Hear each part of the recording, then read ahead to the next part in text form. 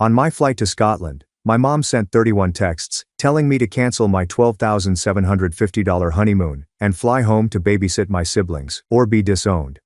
The text from my mother arrived on my phone screen at 6:41 a.m. while I was waiting in the customs queue at Heathrow Airport, and the first 3 words caused my knees to buckle. Emergency family gathering. I saw my wife Harper's expression as she read over my shoulder. I watched her countenance morph from drowsy satisfaction to anxiety about something more serious. Anger or recognition? We had been married precisely 21 hours. We'd spent the previous 9 months preparing our vacation to Scotland. We saved $12,750 to finance the Highlands, distilleries, and castle accommodations. And my mother's next message, which arrived before I could digest the first, said, "Your sister Madison fractured her leg. Someone has to babysit the kids. You must return home today." Not, "Can you return home?" Not, "Is there any need?" As if I were an employee she could summon at any time. I'd been the oldest of 5 children for 29 years, but I'd been functioning as a third parent since the age of 10. That's when my mother returned to school for her master's degree in educational administration, which required evening classes 3 evenings a week and weekend study sessions that took up the entire Saturday. My father had a sports goods store, working retail hours on most weekends and during the Christmas season. Someone needed to monitor my younger siblings, Madison, who was 7 at the time. The twins Carter and Dylan were 5 years old, while baby Sienna was just 3. That person became me. I learned to make macaroni and cheese before I learned long division. I changed diapers while my pals played Little League. While my age group had sleepovers and went to the movies, I read bedtime stories and looked for monsters beneath mattresses. By the time I was 13, my responsibilities had shifted from basic childcare to effectively running the family. I went grocery shopping with a list my mother had set on the counter and cash she'd put in an envelope labeled food money. I made supper most evenings. Nothing extravagant, just spaghetti, tacos, and chicken nuggets, the type of food that a child could handle. I assisted with homework, managed sibling disagreements, and provided bandages and children's Tylenol. I remembered which youngster was allergic to strawberries and which one refused to eat their sandwich until it was chopped into triangles. My parents always commended me for being mature, reliable, and dependable. Teachers at school referred to me as an ancient soul. Neighbors believed I was wise beyond my age. No one ever questioned why a 13-year-old was performing the job of 2 adults, or why my parents appeared perfectly content to delegate their parenting responsibilities to their child. The practice remained unabated throughout middle and high school. I couldn't join the basketball team since practice lasted until 5:45 p.m., and someone had to collect the kids off the school bus at 3:05. Sienna had a dancing performance that night, and my parents had commitments they couldn't break. My mother had a meeting in Phoenix. My father had an inventory weekend at the store. I only attended one high school party since leaving the kids alone overnight was not an option, and my parents' notion of family time was for me to babysit while they went to dinner and watched a movie. I was admitted to Berkeley with a half scholarship, my ideal school, and my mother thought it was great but unrealistic. "We need you here," she replied, stirring her coffee at the kitchen table as if she were discussing the weather. "The children rely on you. Berkeley is really far away. So I went to stayed at home, traveled 35 minutes each way, worked part-time in a campus bookstore to save money, and returned home every afternoon to make sure the kids had food and got started on schoolwork." My mother had completed her master's degree by then and was working as a vice principal at the middle school, but her hours were never in line with the needs of the students. My father was still in the store, working weekends, and unreachable. At 23, I finished with a degree in civil engineering and was immediately hired by a mid-sized business that constructed municipal water systems. Good employment, fair compensation, and genuine career opportunities. I relocated to an apartment precisely 7 miles from my parents' house. 7 miles. That was the furthest I could psychologically rationalize going since someone had to be accessible for the kids. That's when I met Harper. She worked as a pediatric occupational therapist at the Children's Hospital. Sharp, humorous, and really insightful, which made me uneasy at first. We'd been dating for 4 weeks when she casually requested for Thai cuisine. "So, how frequently do your parents truly parent their own children?" The question hit like a blow. I had been telling her about postponing our dinner arrangements the night before since my mother asked me to keep the kids while she went to a retirement celebration. "They parent them," I explained defensively. "They're simply busy. It's easy for me to help." Harper had given me a long, probing gaze. You did not help out last night. You were a parent. There is a distinction. I did not have a response for it. Harper did not push at first, but just watched. I had to regularly cancel arrangements because my mother would call with some sort of emergency, which typically meant trouble. They saw me spend my weekends driving kids to soccer games and birthday celebrations while my parents attended their own social events. I saw my phone fill up with texts from my mother at all hours. Dylan needs poster board for an assignment due tomorrow. Can you pick up Sienna after gymnastics? I am running late. Carter left his trumpet at home. Can you bring it to the school? Always posed as queries but acting as mandates because if I answered no, I would forsake my siblings. I sincerely and strongly loved my siblings. They felt like my children in ways that were probably unhealthy but very genuine. When I proposed to Harper after 3 years of dating, she said yes right away, and then said seriously, "We need to talk about boundaries before we get married because I will not spend our marriage coming second to your parents' convenience." We spent months in premarital counseling with Dr. Elise Thornton, a licensed marriage and family therapist with 11 years of experience specializing in attachment and family systems. Dr. Thornton posed questions that made me sweat. When was the last time I said no to my parents? Never. Did I get paid for childcare? No. Have they ever thanked me? Not really. Did I recognize this as exploitation? The word hit me like a cold water. Exploitation. Not helpful. Not familial support. Exploitation. We set limits 5 months before the wedding. I informed my parents that I would no longer be available for regular childcare, but that I would be pleased to assist in true emergencies. Saturday soccer games and forgotten lunchboxes did not qualify. My mother sobbed real tears, rubbing her eyes with a tissue as if I had announced my death. "After everything we've done for you," she murmured, her voice cracking. "We reared you. We made a sacrifice for you. And now you are abandoning your family." The guilt trip was well executed, refined over years of experience. But Dr. Elise Thornton had prepared me for it. "You are not abandoning anyone," she had emphasized throughout our session. "You are creating age-appropriate boundaries. You are an adult son getting married, not an unpaid babysitter." My father's answer was colder and more caustic. "Okay," he responded when I described the new restrictions, "but don't expect us to bend over sideways if you need something someday." The connotation was apparent. The relationships in our family were transactional. I offered free work. They offered what exactly? Conditional affection and reluctant approbation. I tried not to think about it too much. The wedding occurred in April. A little ceremony with 85 guests at Harper's favorite botanical park. My parents came and smiled for photographs and made a toast about how delighted they were.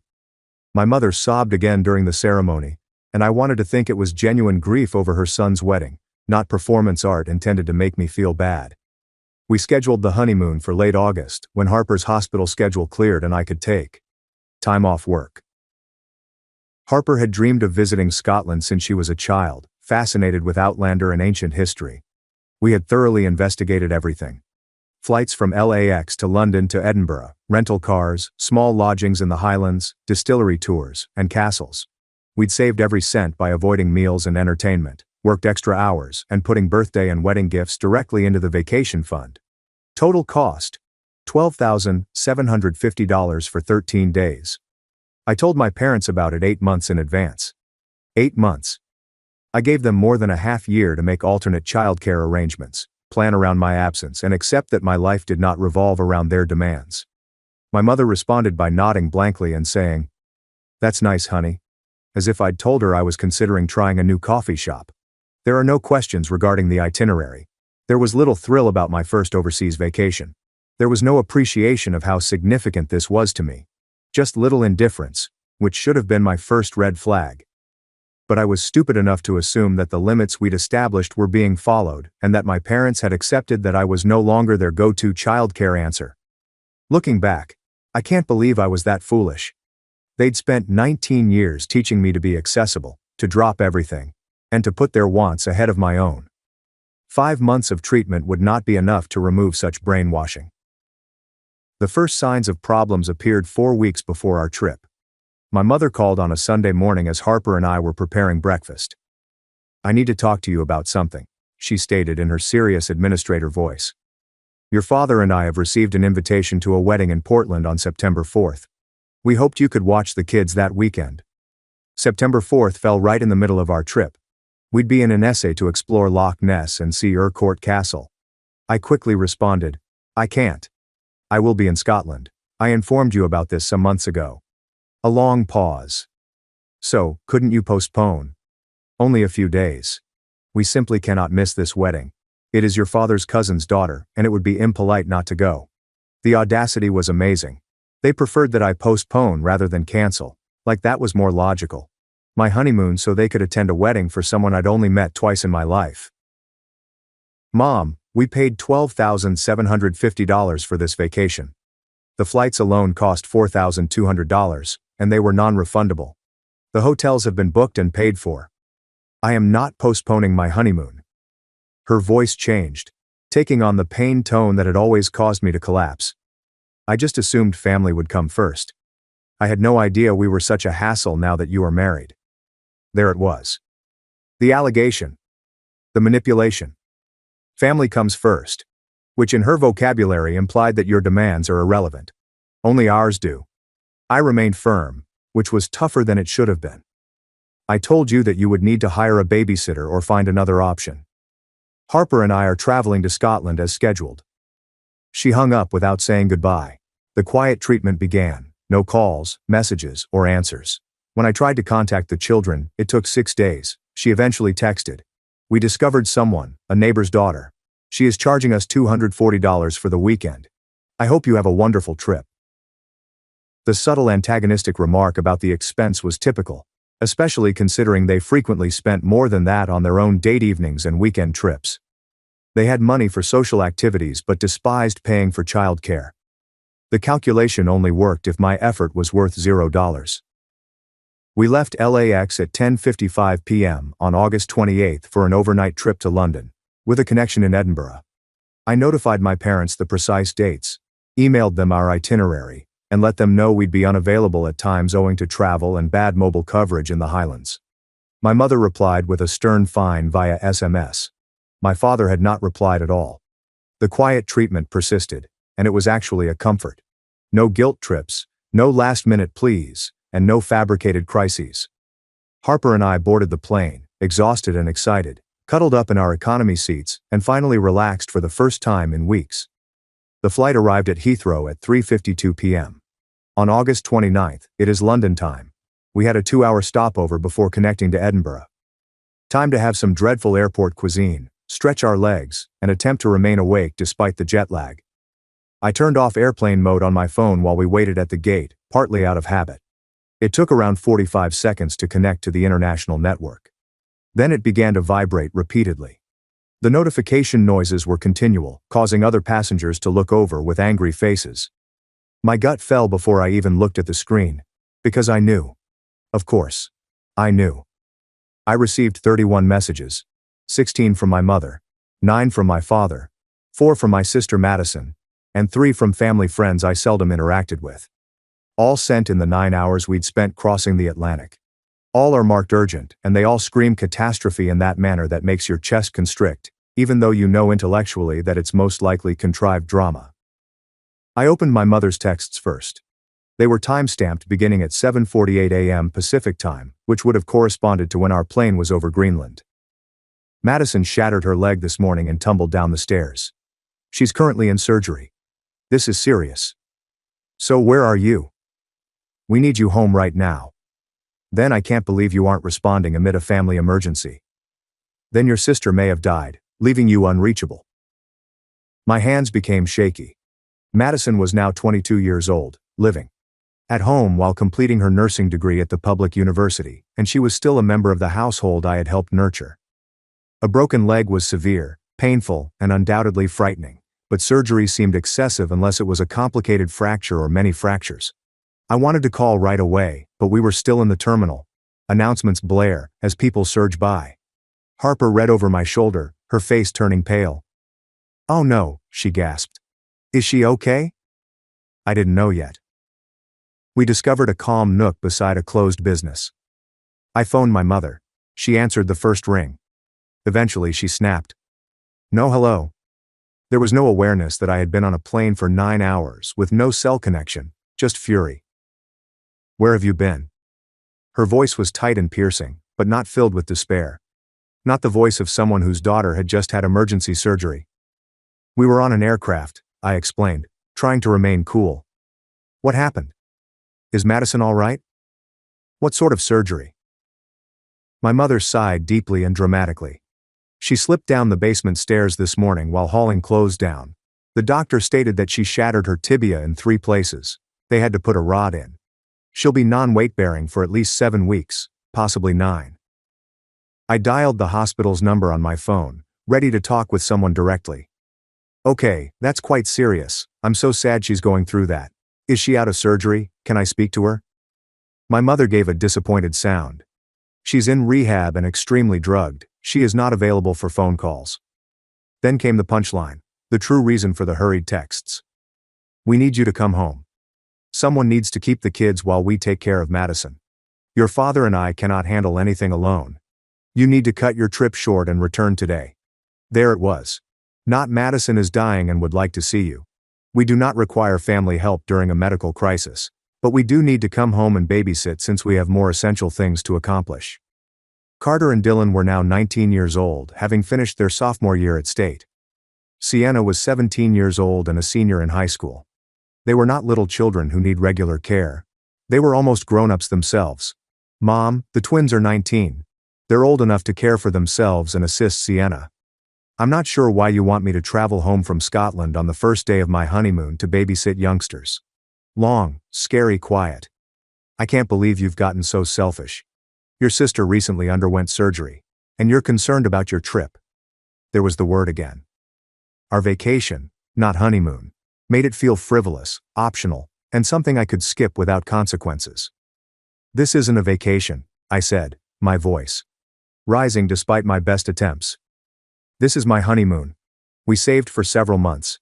We paid $12,750 for this vacation. The flights are non-refundable. We just arrived 5 hours ago. Madison is going to be okay. A fractured leg is horrible, but it is not life-threatening. And the kids are teens, not toddlers. They don't need me there. My mother's voice became frigid.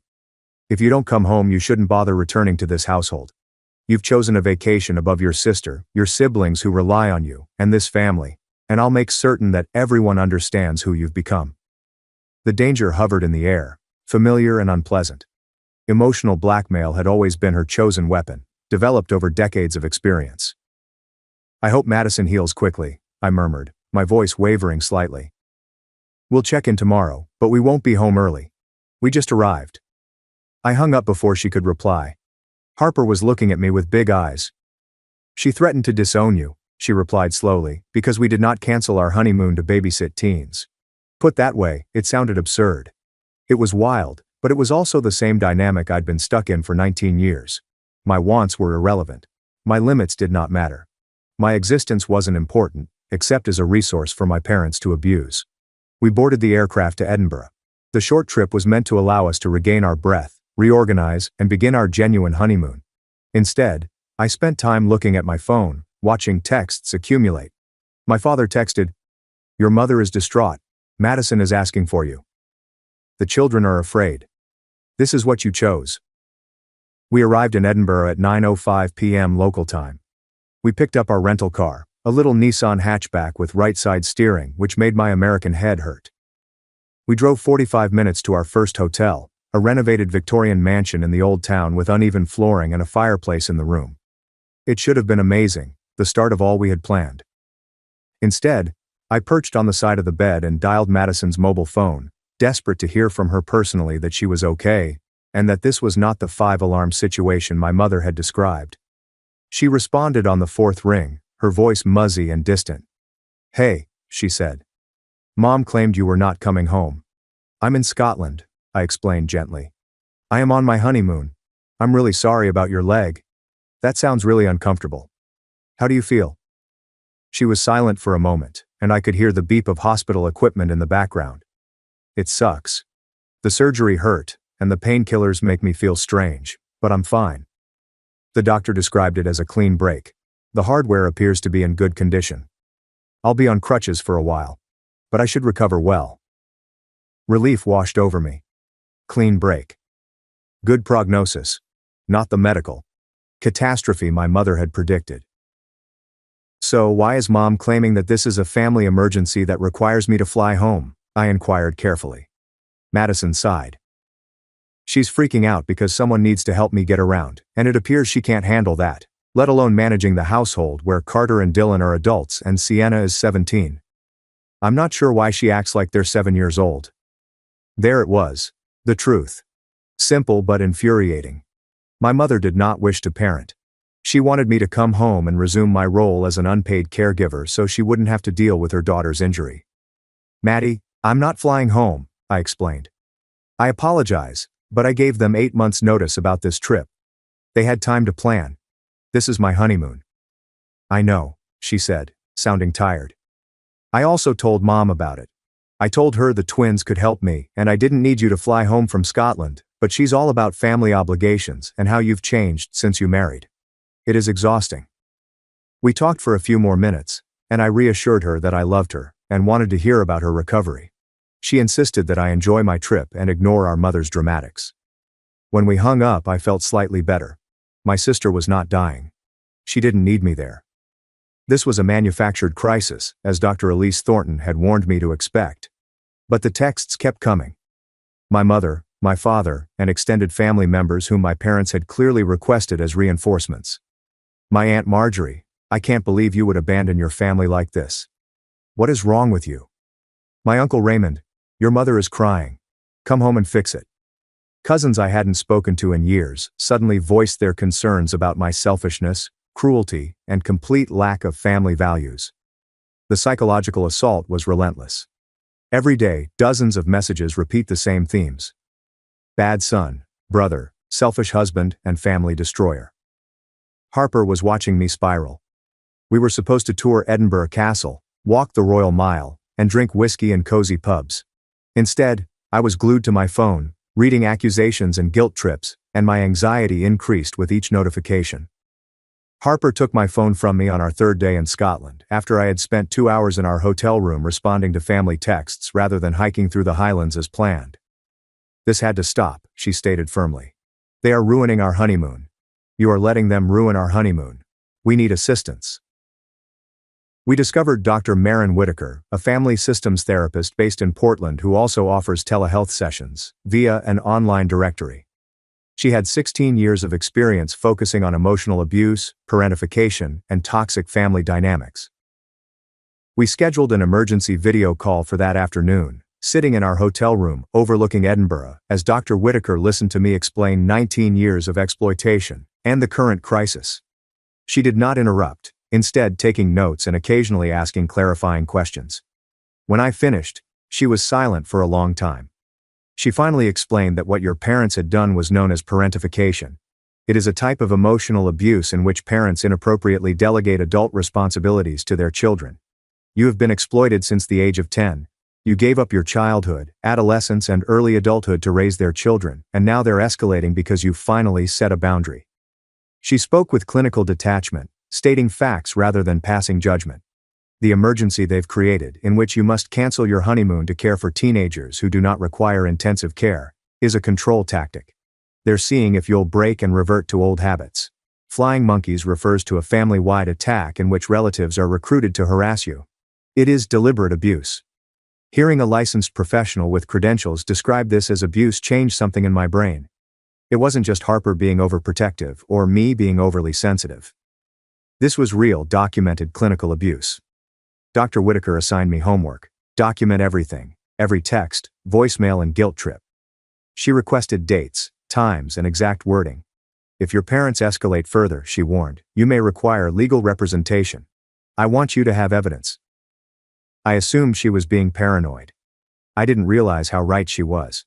We spent 5 days in Edinburgh before driving north into the Highlands as planned. The scenery was breathtaking: rolling green hills, ancient castles perched on cliffs, locks as clear as glass.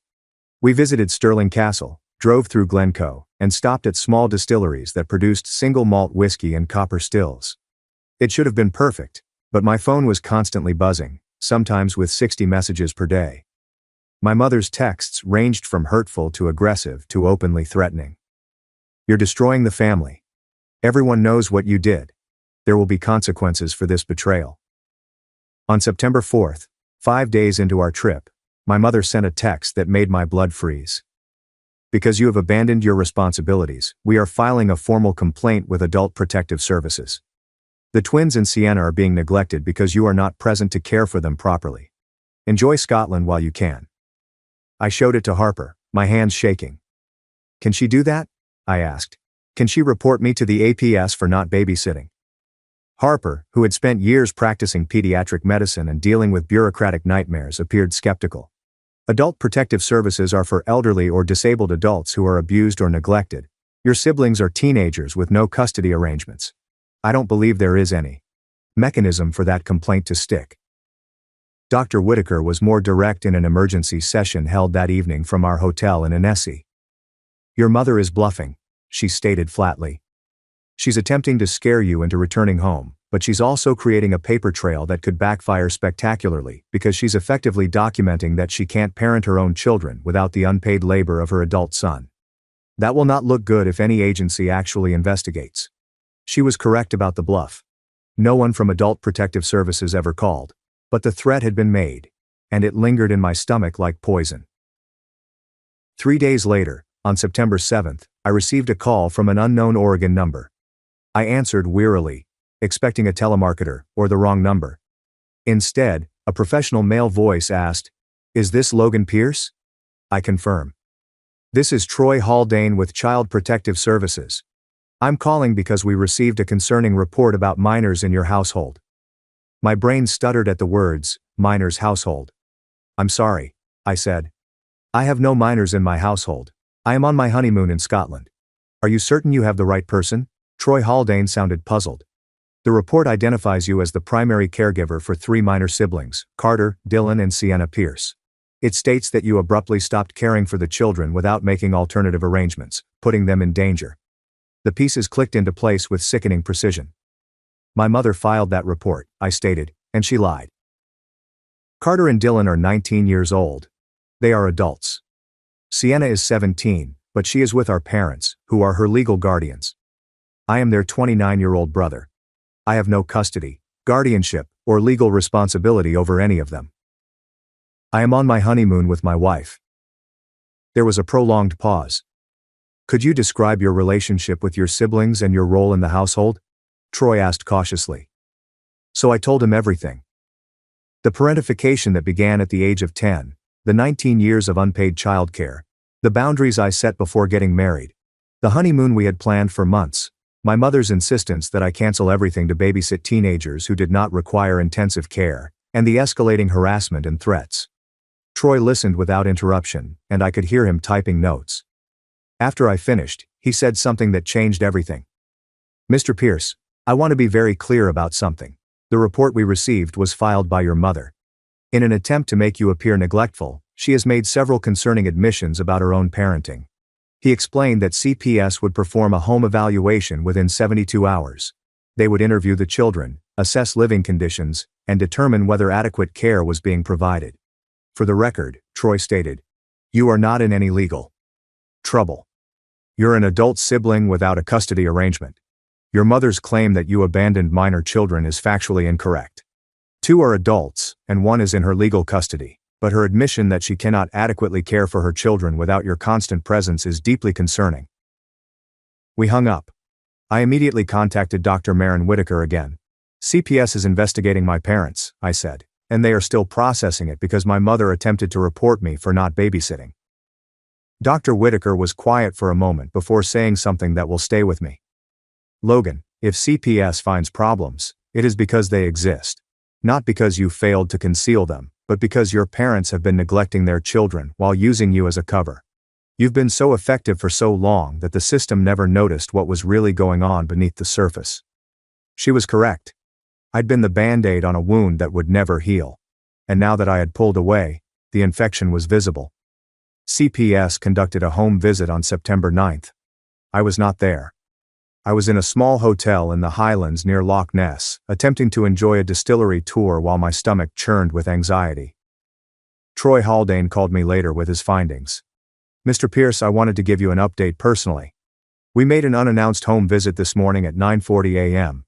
We identified several areas of concern. He listed them in the careful, clinical manner that social workers use. The house was disorganized and dirty, with dishes stacked in the sink, overflowing laundry, and little fresh food in the refrigerator." Dylan answered the door because his parents were still sleeping at 9:40 a.m. on a Thursday. Sienna had missed 4 days of school that week with no documented reason or parental contact. Troy went on to say, "We interviewed each minor child individually. They all stated that you had previously been in charge of most household management, child care, and emotional support. They described feeling confused and overwhelmed by your absence because they were unsure how to handle basic tasks that your parents had never taught them. The 19-year-olds reported being expected to fill your role while receiving no guidance or support. Your 17-year-old sister expressed feeling abandoned by both you and your parents." His voice softened slightly. "To be clear, she stated that she understands you're on your honeymoon and believes your mother is being ridiculous, but she feels abandoned by your parents, who appear unable or unwilling to engage in parenting now that you're not there to manage everything." Troy stated that CPS was opening a case. "My parents would have to complete a parenting capacity assessment, attend mandatory family counseling, and show that they could meet their children's basic needs without relying on their adult son. If they do not comply, or if Sienna's situation deteriorates after the twins move out, as they have stated they intend to do, we will need to consider alternative placement for her."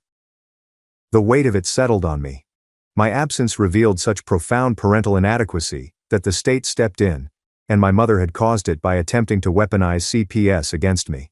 My parents' calls stopped after the CPS visit. The silence was eerie and unsettling, but the flying monkeys increased. Family members I barely knew were calling Harper's workplace, attempting to have her fired for corrupting me and destroying our family. Someone wrote on my firm's Facebook page that I was an abusive brother who had abandoned his disabled sister. My mother had apparently launched a full-fledged public relations campaign, telling everyone who listened that I'd refused to help during a medical emergency, that I'd called CPS on them out of spite, and that I was a monster who prioritized money and vacations over family. The lies were so prevalent and confidently delivered that some people believed them. Dr. Whitaker predicted this. "When you stop enabling dysfunction, the dysfunctional people will rewrite history and paint you as the villain," she had warned. Because admitting that they are the problem would necessitate self-reflection and change, which they are incapable of. It is easier to blame you. I knew she was correct intellectually, but reading messages from cousins and aunts calling me evil, seeing my name dragged through the mud on social media, and having my reputation shredded by people who didn't know the truth, hurt in ways I wasn't expecting. On September 11th, 5 days before our scheduled flight home, I received an email from an attorney named Daniel Cross of Cross Family Law Group. The subject line read, "Legal consultation of Pierce family harassment case." He stated that he specialized in family law, specifically parental alienation, exploitation, and harassment. Dr. Whitaker had referred him to me because he believed I might need legal representation due to my parents' escalating behavior. "I've reviewed the documentation Dr. Whitaker forwarded with your permission," he said. "You have a compelling case for harassment, defamation, and possible parental exploitation. I'd like to discuss your options during a free consultation." We had that consultation at a pub in a small Highland village. Harper and I huddled around my phone at a corner table as Daniel Cross explained our legal options in simple, straightforward language. "Bottom line," he stated, "your parents have no legal right to your time, money, or labor. You are not responsible for their children. You never were. Any suggestion that you have a legal obligation to provide childcare is completely false." He explained that the defamation, which involved telling people I was abusive, neglectful, and cruel, could potentially be actionable if it harmed my professional reputation, though those cases were difficult to prove. The harassment campaign through third parties, which involved family members flooding my phone and contacting my workplace, could support a restraining order. "I recommend documenting everything, which you already do," Daniel said. "Every message, call, and social media post. If you want to pursue a cease and desist letter, I can write one. It would formally notify your parents to stop contacting you directly, or through intermediaries, making false statements about you, and leaving you alone. It is not legally enforceable like a restraining order, but it establishes a paper trail and demonstrates your seriousness. When most people realize there are actual legal consequences, they usually back down." Harper and I decided to have the letter drafted, We decided whether to send it after we returned home and could assess the situation face to face. But just having an attorney, someone with legal expertise on our side, made me feel less powerless against the onslaught. We ended our honeymoon. We visited more castles, drank more whiskey, and hiked through breathtaking landscapes that did not seem real.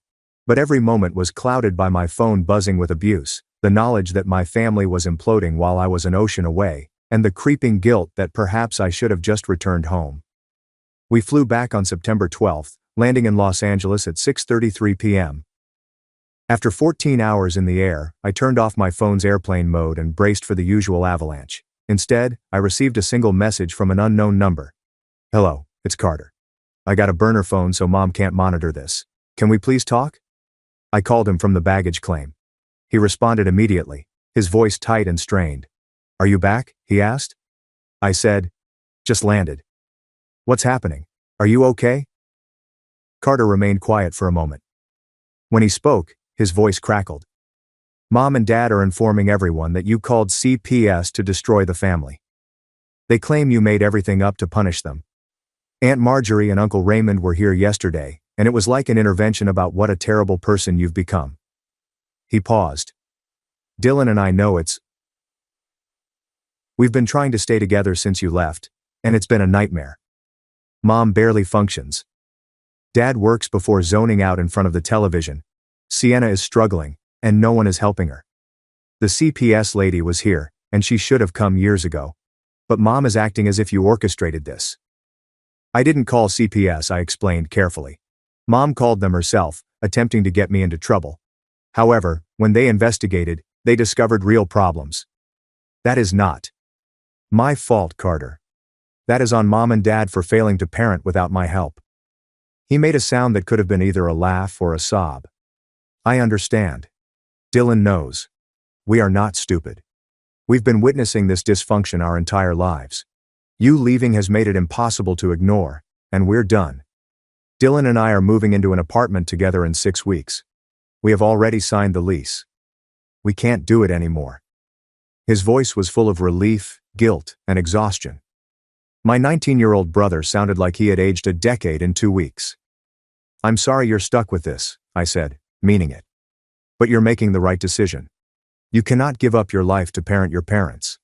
They must figure it out themselves." We talked for another 25 minutes. Me and the twin I'd helped raise, whom I'd taught to ride a bike, assisted with math homework, and counseled through breakups. He talked to me about the apartment, his plans, and his fear of leaving Sienna behind. I assured him that Sienna would be fine, that CPS was monitoring the situation, and that sometimes the best thing you can do for someone you love is to let the system work. The next day, Harper and I met with Daniel Cross at his downtown Portland office. He was older than I expected, possibly in his early 60s, with gray hair and the calm professionalism that would have cost clients a lot of money. We sat in his conference room and reviewed everything: the texts, the voicemails, the social media attacks, the CPS report, the fake emergency, the harassment campaign. Daniel took detailed notes, occasionally asking questions. When we were finished, he sat back and folded his hands. "This is one of the clearest cases of parental exploitation and subsequent retaliation I've encountered." He said, "You have extensive documentation. Dr. Whitaker's assessment provides expert validation. The CPS investigation corroborates your account. If your parents attempt any legal action against you, which they won't because they'd lose immediately, we can shut it down instantly." "Can they actually sue me for anything?" I asked, because at this point I didn't know what was possible. Daniel shook his head. "They could file a frivolous lawsuit. Sure, anyone can sue anyone, but they have no standing. You have no legal obligation to provide childcare for siblings. The concept doesn't exist in law. If anything, you'd have stronger grounds to sue them. 19 years of unpaid labor, lost educational opportunities, emotional damages. I don't recommend that route because family litigation is expensive and traumatic, but you'd have a viable case." He slid a document across the table. "This is the cease and desist letter. If you authorize it, I'll have it delivered tomorrow." The letter was formal and unambiguous. My parents were to cease all direct contact with me or Harper. Stop recruiting third parties to contact or harass us. Stop making false statements about us to family members or on social media. And cease all attempts to hold me responsible for childcare or financial support of my siblings. Failure to comply would result in legal action, including restraining orders and potential defamation suits. It was harsh. It felt necessary. Harper and I signed the authorization. Daniel promised to handle delivery and follow-up. Fair warning, he said as we left. People like your parents tend to either back down completely or escalate dramatically when served legal papers. There's rarely middle ground. Be prepared for either response. The cease and desist letter was delivered on September 18 at 3:12 p.m. According to the courier's tracking, my mother called 22 minutes later. I didn't answer.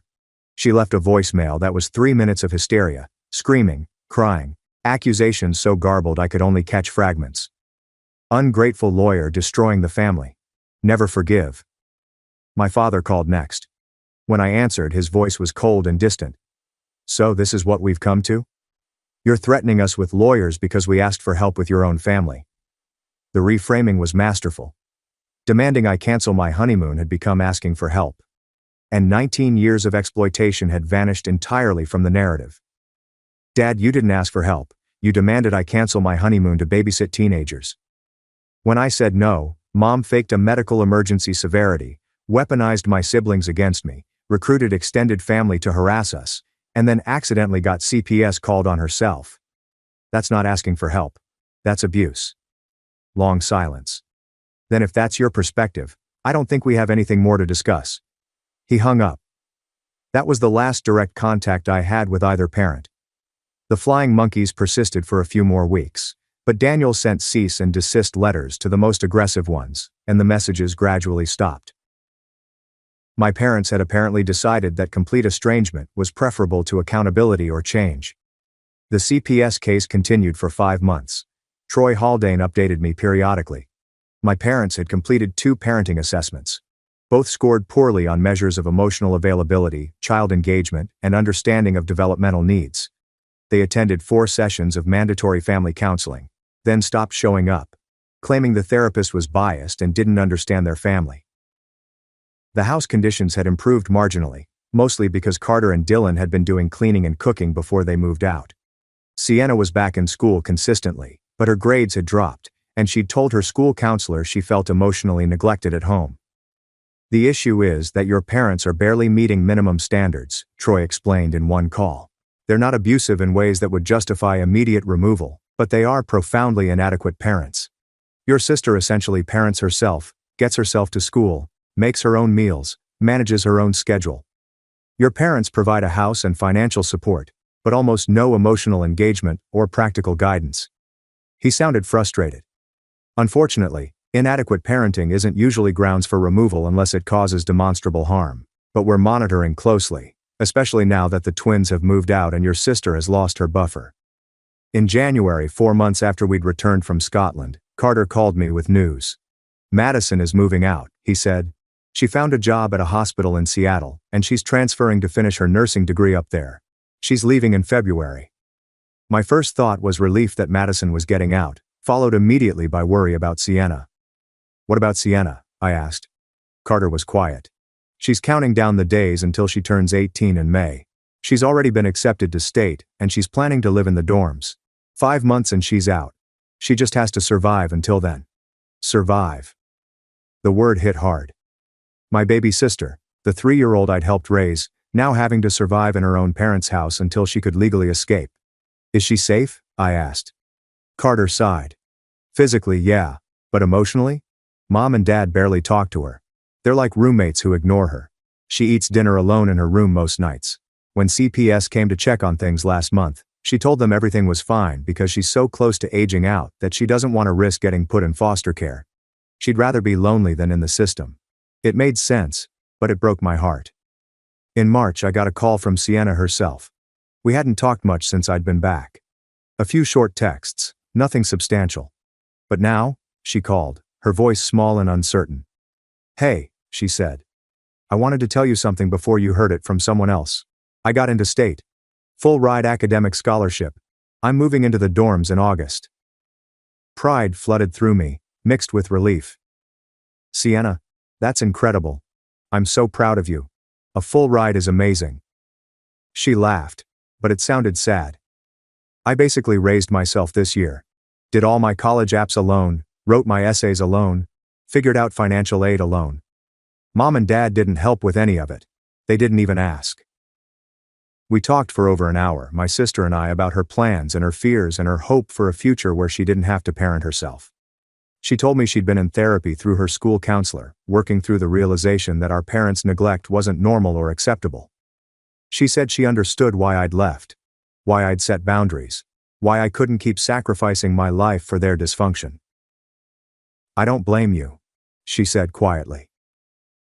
I'm going to do the same thing once I'm out. I'm going to build my own life, and they can figure out how to function without using their kids as unpaid labor. The CPS case closed in May, right before Sienna's 18th birthday. Troy called to let me know. We're closing the case since all the children are now adults, he said. For what it's worth, I want you to know that you didn't cause this situation.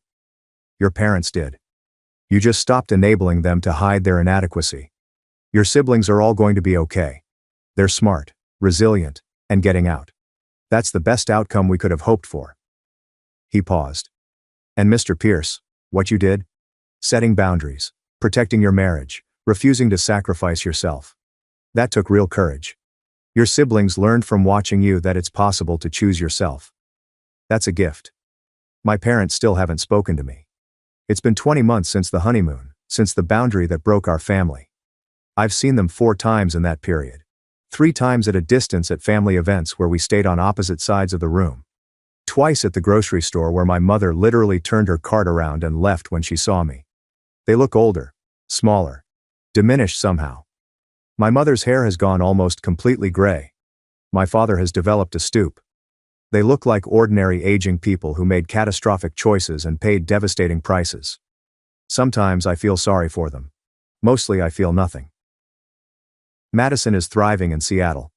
Carter and Dylan share an apartment and are doing well at State. Sienna moved into the dorms in August and calls me regularly with updates about classes, friends, her newfound independence. She told me recently that she barely talks to our parents.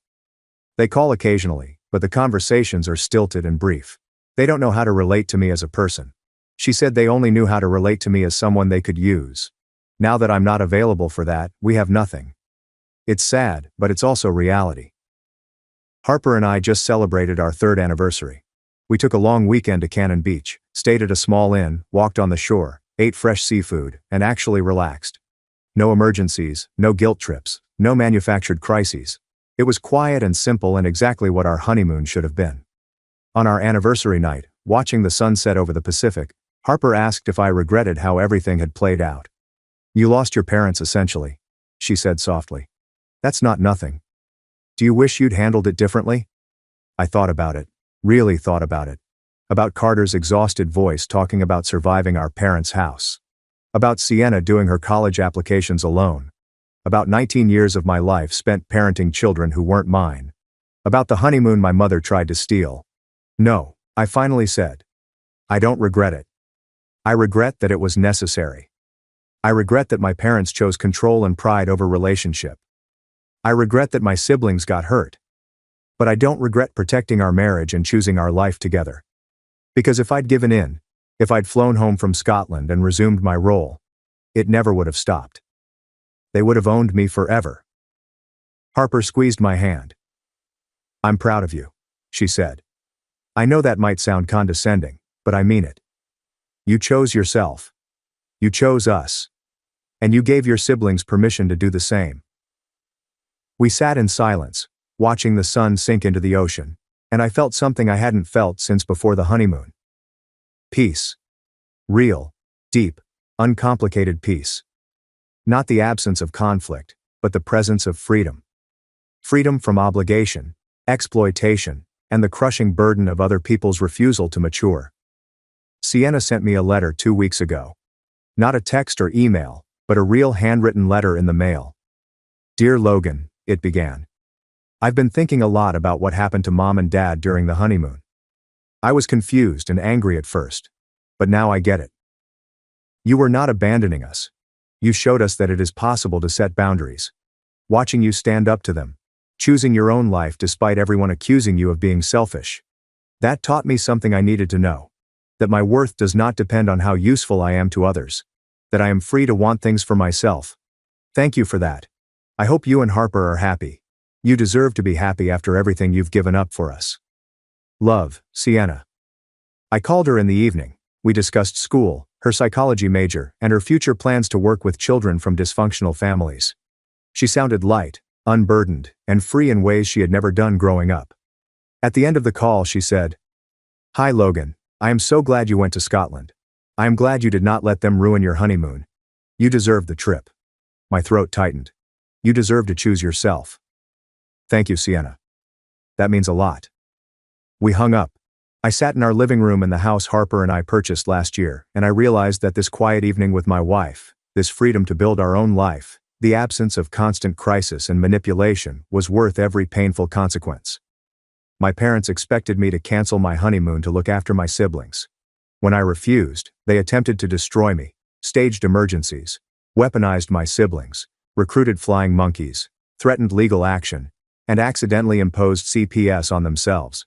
They lost custody of their children's emotional well-being, lost relationships with all of their children except through formal politeness, lost their reputation in our extended family, lost their oldest son permanently, and, according to relatives I still speak with, they continue to blame me for everything, telling anyone who will listen that I am a vindictive monster who destroyed our family out of selfishness. Perhaps some people believe them. I don't care anymore because I know what actually happened. Therapy notes, CPS reports, legal files, and my siblings' testimonies all bear witness to this. The truth is devastatingly simple. I wasn't supposed to be their parent. I was supposed to be their son, brother, and family member, with proper boundaries and mutual respect. When I finally stopped being their unpaid servant, the dysfunction they had created through my exploitation collapsed. That is not my failure. That is theirs. And I am free. Finally, complete and permanent freedom.